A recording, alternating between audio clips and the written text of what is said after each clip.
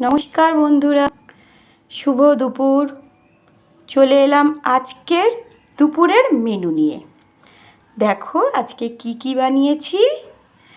কলমি শাক ভাজা, এই যে স্টিলের বাটিটায় দেখতে পাচ্ছ চাটনি, ওটা আমার বড়জা দিয়েছে, মানে দিদিভাই।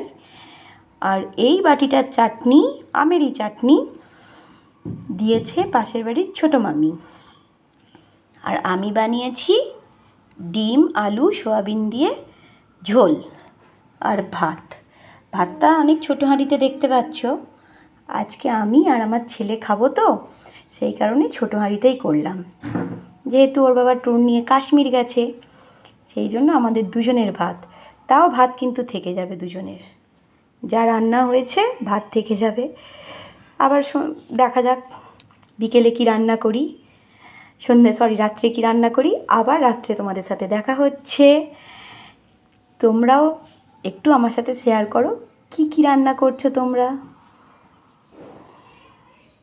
আর একটা কথা বলে দিই, আজ আমি কিন্তু চাটনি করিনি, খুব চাটনি খেতে ইচ্ছে করছিল, তাই ওদেরকে বললাম, ওরা দুজনেই আমাকে চাটনি দিয়েছে।